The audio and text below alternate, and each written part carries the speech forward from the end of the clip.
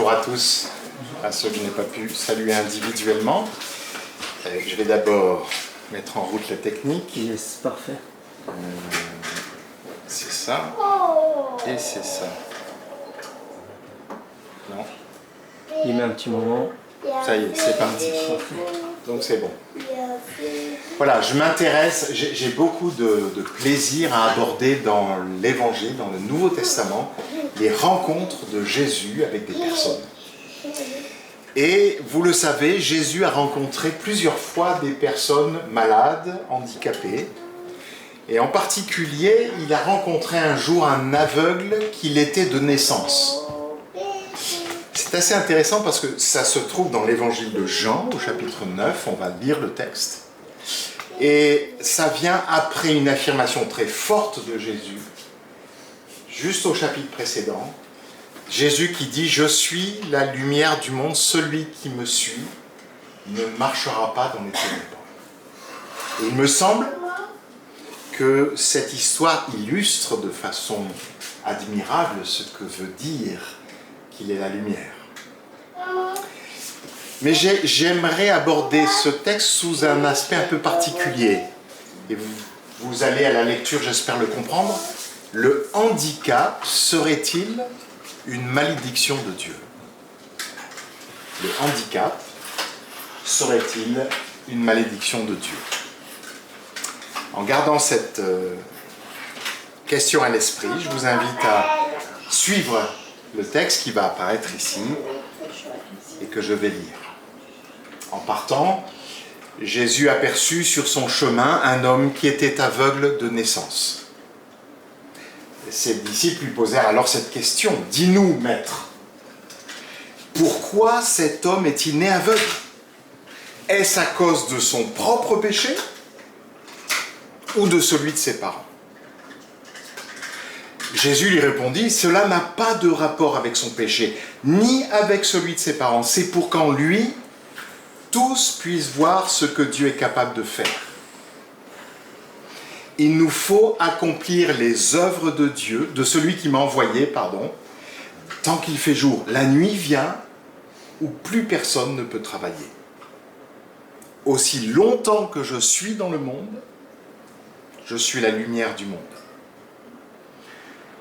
Après avoir dit cela, Jésus cracha par terre et avec sa salive, il fit un peu de boue qu'il appliqua sur les yeux de l'aveugle. Puis il lui dit, « Va te laver au réservoir de Siloé. » Siloé signifiant « envoyé ».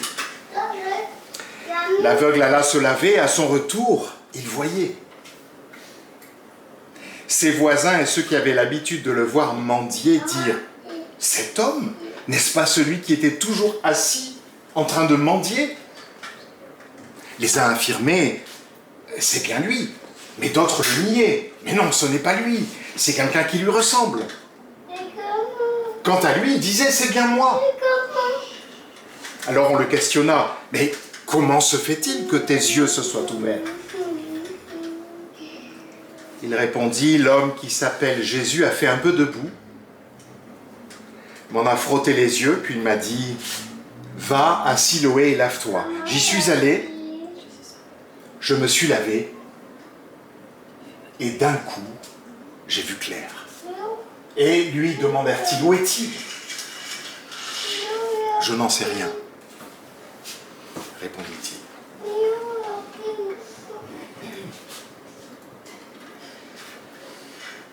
Je voudrais vous raconter une petite scène ordinaire dans un hôpital parisien dans les années 80.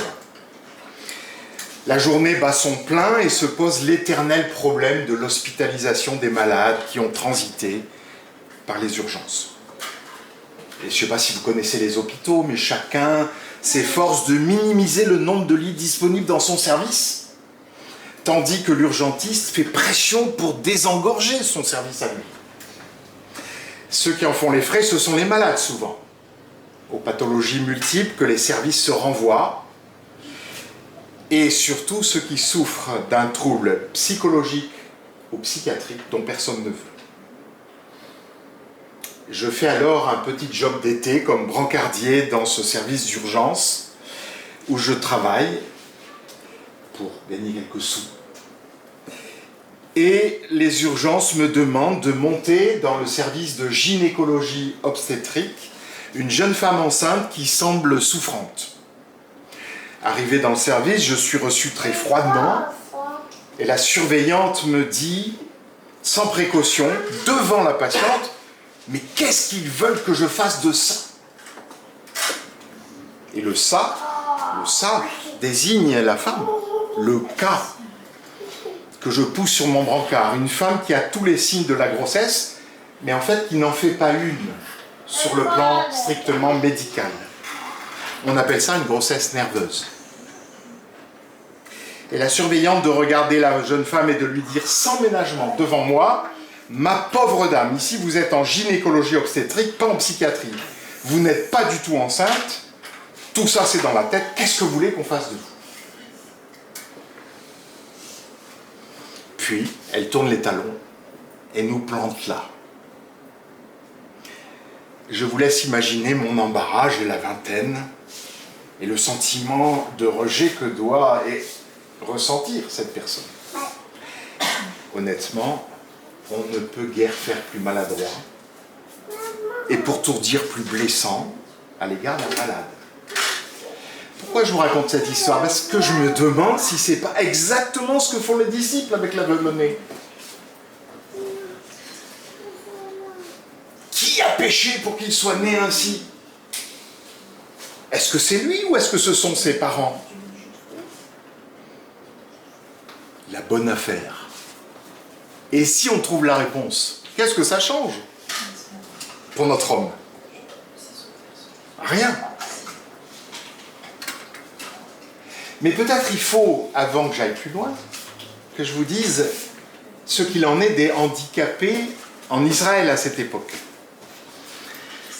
En fait, être handicapé en Israël, au temps de Jésus, c'est vivre un double ostracisme, un double rejet. Un rejet religieux et un rejet civil. Religieux, pourquoi? Parce que le cœur de la religion juive se célèbre dans le temple. Mais dans le temple, les handicapés ne peuvent pas pénétrer. Ça veut dire qu'en pratique, ils sont privés de ce qui rythme la vie sociale. Puisque je vous rappelle que dans l'Antiquité, religion et vie civile sont étroitement liées. C'est une notion très moderne que la séparation entre les deux. Mais c'est aussi un problème civil. Parce que dans la pratique, un handicapé ne peut pas travailler. Ou plutôt, le seul travail qu'il peut faire, c'est de tendre la main pour recevoir l'aumône. Pour le dire autrement, le handicap physique excluait la personne d'une grande partie de la vie sociale. Et 21 siècles après, on ne peut pas dire qu'on a totalement résolu le problème d'ailleurs. Alors je vous interpelle, est-ce que vous pouvez vous imaginer ce que veut dire dans la tête de cet homme qui ne voit pas la remarque des disciples? À votre avis?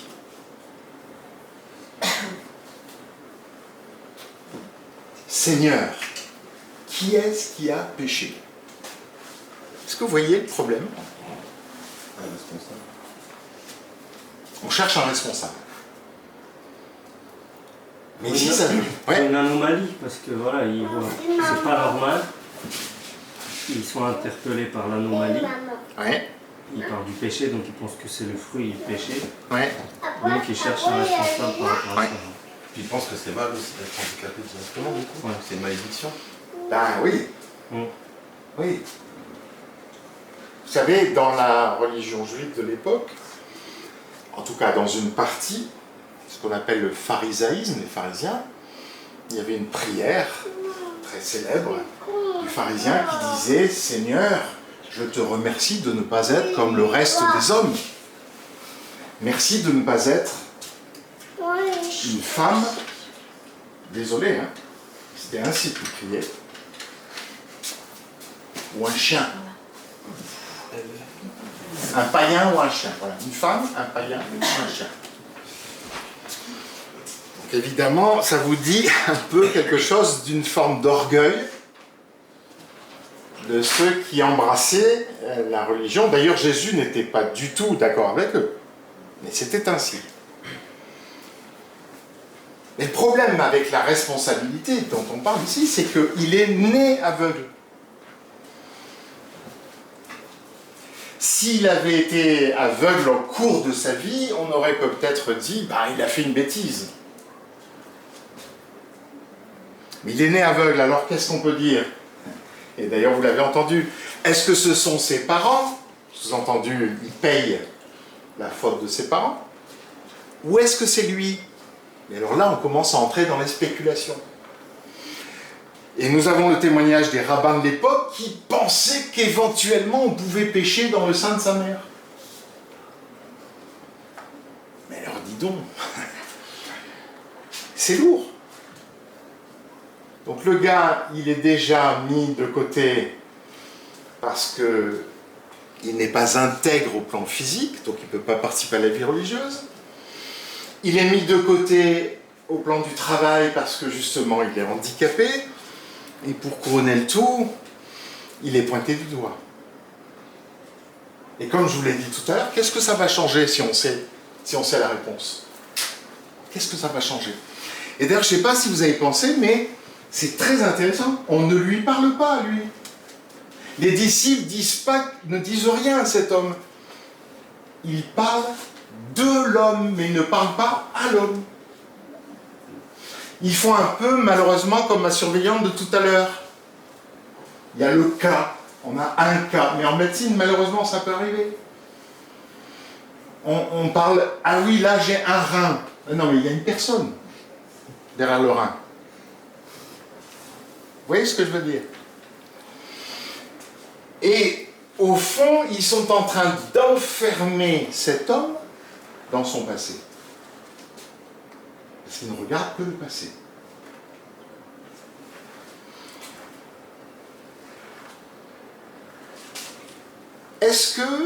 Comment vous entendez la réponse de Jésus? Je vous la relis. Tu peux peut-être la remettre pendant que je bois. Problème de sécheresse de bouche. Qu'est-ce que Jésus dit?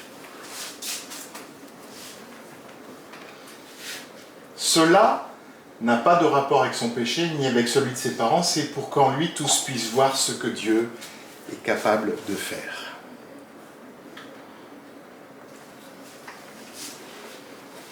Qu'est-ce que veut dire Jésus en substance?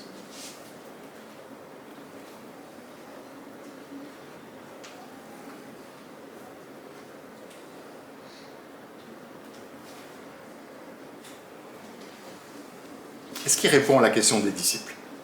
Ça n'a pas de rapport avec le péché. Oui, il le répond. D'une certaine manière, mais on pourrait dire qu'il écarte la question des disciples. Je pense qu'on pourrait le traduire, c'est pas la question. C'est pas la question. Et je sais pas si vous imaginez pour cet aveugle né ce qu'il entend.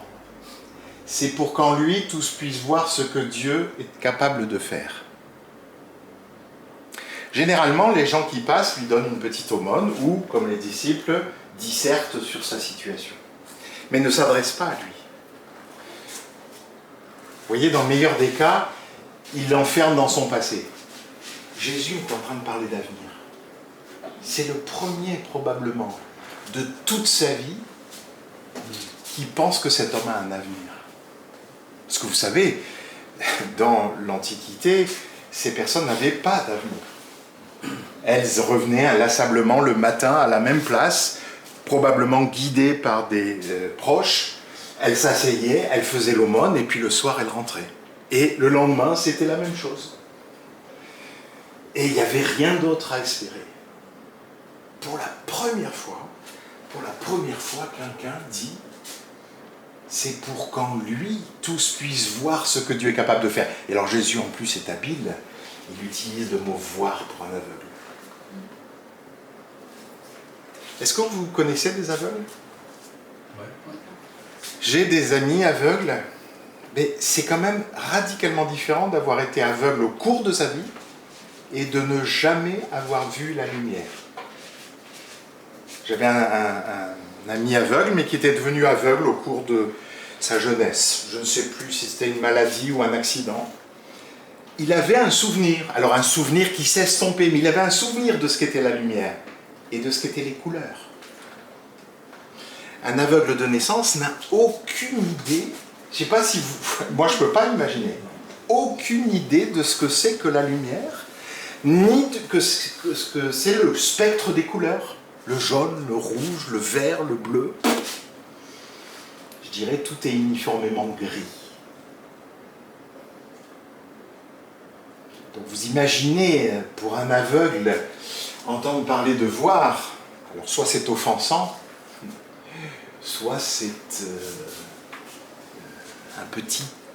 petite lueur d'espoir qui est en train d'apparaître. En tout cas, pour Jésus, c'est pas un cas. C'est pas une énigme théologique. C'est d'abord un homme. C'est un homme qu'il aime.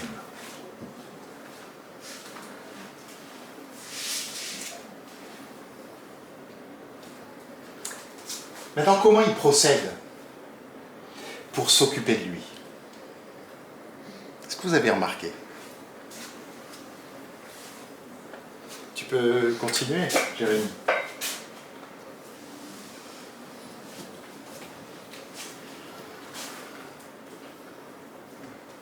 C'est surprenant. Qu'est-ce qui est surprenant? Qui crache par terre. Ouais. Il fait de la boue, il applique sur les yeux. Bon, je sais pas ce que vous auriez pensé, hein. Boue mêlée de crachat qu'on vous met sur la figure. Bon, ok. Et puis, mais est-ce que ça peut vouloir dire quelque chose de particulier? Je pense, oui. Oui. Il aurait pu dire soit ne pas le toucher, il veut dire soit. Bien sûr. Moi, je me suis demandé si c'est pas le geste de la création, Oui. de l'homme partir de la boue, de la glaise. Tout à fait. C'est une sorte de recréation spirituelle. Oui. Je sais pas ce que vous en pensez. Je pense qu'il y a une allusion à ça. Ah oui. Jésus, le Fils de Dieu, Le Fils de Dieu fait le geste de... fait le geste du Créateur, prenant de la boue, enfin, avec la salive du Fils de Dieu, c'est quelque chose qu'il modèle, qu'il met sur les yeux, comme pour recréer cet organe qui n'a jamais fonctionné. Oui, je pense qu'il y a une allusion à l'acte créateur. Je ne sais pas du tout si l'aveugle l'a perçu, s'il avait ne serait-ce que la connaissance pour le percevoir. Je n'en sais rien. Mais je pense que Jésus ne fait rien par hasard et que là, il y a une allusion à la puissance créatrice de Dieu. Mais il y a une autre chose qui est surprenante. Parce que, comme vous l'avez dit, Jésus aurait pu ne pas le toucher et dire « vois ». C'est assez intéressant. Dans les miracles, Jésus n'a jamais une recette. Il n'y a pas une méthode. Des fois, il guérit à distance, des fois, il touche la personne, par exemple les oreilles. Des fois, il parle simplement. Ou il leur dit, il les renvoie, comme les lépreux, et c'est en chemin qu'ils sont guéris. Mais là, il va un peu plus loin. En fait, il met cette boue, mais qu'est-ce qu'il doit faire ensuite pour être guéri?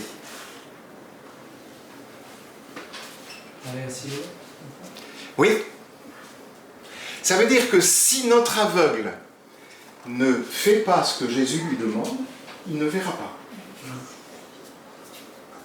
Le miracle de Jésus demande en quelque sorte une coopération, une collaboration de celui qui reçoit cette parole et ce geste.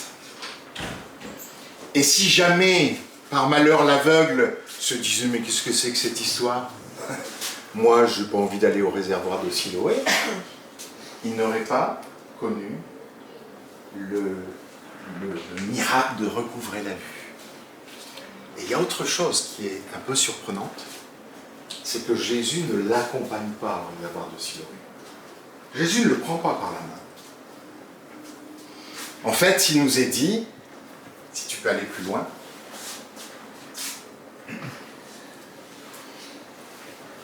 où est-il? Les gens lui demandent, il dit, je n'en sais rien. Ce qui veut dire que nous avons la certitude que quand enfin notre homme va au réservoir de Siloé, se lave les yeux comme Jésus le lui a demandé, et qu'il voit, il ne voit personne. Il y a peut-être des amis, mais pas Jésus. C'est un peu étonnant. Et d'ailleurs, notre aveugle va en voir. Ça, c'est le cas de le dire. Il va en voir, des vertes et des pas mûres. Vous l'avez déjà senti, hein? Les gens disent, c'est lui, vous êtes sûr? Il y a d'un qui disent oui, c'est lui, d'autres qui disent mais non, c'est pas lui. Puis lui qui doit dire oui, oui, c'est moi. Mais là, ça, c'est pas grand-chose encore. Les pharisiens, c'est-à-dire les responsables religieux de l'époque, vont le convoquer. Et ils vont le bousculer en lui disant « Mais raconte-nous, qui est-ce qui t'a fait ça ?» Parce que Jésus a fait quelque chose qui était interdit en Israël ce jour-là. C'est le Shabbat. Vous savez ce que c'est que le Shabbat? C'est le jour du repos en Israël. Et la loi juive est extrêmement stricte sur ce qu'on peut faire et ce qu'on ne peut pas faire ce jour-là. Et Jésus, en prenant de la boue, en la malaxant et en la mettant sur les yeux, il a fait un geste qui s'apparente à du travail. Et donc, les pharisiens vont tenter de faire le procès de ce transgresseur qui a osé travailler le jour du sabbat. Et alors, si vous lisez la suite de l'histoire, c'est assez incroyable parce que notre homme commence par dire « Je ne sais pas, l'homme Jésus m'a fait de la boue, l'a posé sur mes yeux, je suis venu, j'ai vu. » Puis après, ils vont lui dire « Mais enfin, dis-nous qui est-il » Alors il va leur dire « c'est probablement un prophète. Parce que comment pourrait-il ouvrir les yeux des aveugles ?» Et quand il dit ça, ils vont lui dire « Mais quoi, tu es né dans le péché? Et tu veux nous dire, tu veux nous enseigner ?» Ils vont le jeter dehors. Donc voilà un homme qui a recouvré la vue, qui donc peut désormais participer à la vie religieuse de son temps, et à peine c'est possible, il est excommunié. C'est rude. Vous savez, des fois, ça nous rend service que les handicapés restent handicapés. Je suis sévère quand je dis ça. Il faudrait juste vous raconter une petite histoire. Il y a un médecin britannique, le docteur Paul Brandt, qui a été le tout premier à s'occuper des lépreux, la reconstruction des terminaisons nerveuses des lépreux. Parce que si vous ne le savez pas, la lèpre atteint les terminaisons nerveuses. Et une fois que la phase contagieuse est passée, très souvent, la personne s'automutile sans le savoir, parce que comme elle n'a plus de sensibilité, des gestes tout simples que vous faites, au lieu de s'arrêter sous la douleur, elle les poursuit jusqu'au sang. Vous savez, une serrure rouillée, vous savez tous, on force, puis à un moment on ne peut pas, parce que si on continue, la douleur est insupportable. Il a découvert qu'en fait, ces enfants lépreux étaient incapables de sentir cette douleur, donc ils se mutilaient. Et pire, alors ça c'est lié à l'Inde, c'était en Inde, la nuit, les rats venaient et mangeaient leurs pieds et ne le sentaient pas. Donc ils se réveillaient le matin, il y avait un bout de pied qui avait disparu. Et donc il a fait tout un travail de chirurgie pour les aider à retrouver l'usage de leurs mains. Et vous savez que dans un premier temps, ces lépreux ont été mécontents. Parce qu'à partir du moment où il avait reconstruit leurs mains, il fallait qu'ils travaillent et ils ne pouvaient plus mendier. Et donc, ils avaient l'impression qu'on leur avait volé leur travail, leur subsistance. Si vous tendez la main et qu'elle est abîmée, ça provoque la pitié. Si vous l'attendez mais qu'elle est en bon état, évidemment, plus personne ne vous donne rien. Enfin, presque. Parfois, Parfois, malheureusement, on est ainsi fait qu'on préfère que les malades restent malades. C'est ce que cette histoire nous apprend. Mais j'aimerais vous lire ce qu'on n'a pas regardé, qui me paraît formidable. C'est la toute fin. Et ce sera ma conclusion. Si cet homme-là ne venait pas de Dieu, dit l'aveugle-né, il n'aurait rien pu faire. Comment répondirent-ils, les chefs religieux? Depuis ta naissance, tu n'es que péché des pieds à la tête. Et c'est toi qui veux nous faire la leçon? Et ils le mirent à la porte. C'est ce que je vous ai raconté. Jésus apprit qu'il l'avait expulsé. Il alla le trouver, lui demanda, crois-tu au Fils de l'homme? Alors ça c'est intéressant. Jésus l'a laissé faire face à l'opposition, mais quand il sent que cet homme, la coupe est pleine, il vient de se faire jeter dehors, alors il réapparaît. Et il lui parle. Crois-tu au Fils de l'homme? Et pensez une chose, cet homme n'a jamais vu Jésus. Vous vous souvenez? Il était aveugle. Et quand il est allé au réservoir de Siloé, Jésus n'était plus là. Alors sa réponse est, qui est-ce? Dis-le-moi, Seigneur, pour que je puisse croire en lui. Et Jésus lui dit, tu le vois de tes yeux. Vous entendez? Tu le vois de tes yeux, toi l'aveugle de naissance. Là, c'est moi qui le rajoute. C'est lui-même qui te parle maintenant. Je crois, Seigneur, déclara l'homme, et il se prosterna devant lui. Alors Jésus dit, alors je suis venu dans ce monde pour qu'un jugement ait lieu. Pour ceux qui ne voient pas, voient, et que ceux qui voient deviennent aveugles. Les pharisiens qui se trouvaient près de lui entendirent ces paroles et lui demandèrent, serions-nous par hasard nous aussi aveugles? Ils ont compris quelque chose. C'est qu'être aveugle et voir, ce n'est pas qu'une question physique. C'est aussi une question spirituelle. Je peux très bien voir de mes yeux et ne rien voir de la vérité spirituelle. Et Jésus répond à ces hommes, si vous étiez de vrais aveugles, leur dit Jésus, vous ne seriez pas coupables. Mais voilà, vous prétendez que vous voyez, aussi votre culpabilité reste entière. Qu'est-ce qu'est en train de dire Jésus? Qu'au fond, d'une certaine manière, nous sommes tous des handicapés. Des handicapés de l'amour, par exemple. Nous ne voyons pas ce que Dieu fait. Notre vue est brouillée.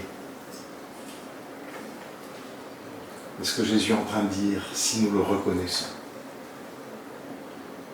alors toute espérance est permise. Parce qu'alors lui peut intervenir et nous ouvrir les yeux. C'est ça le message de ce passage.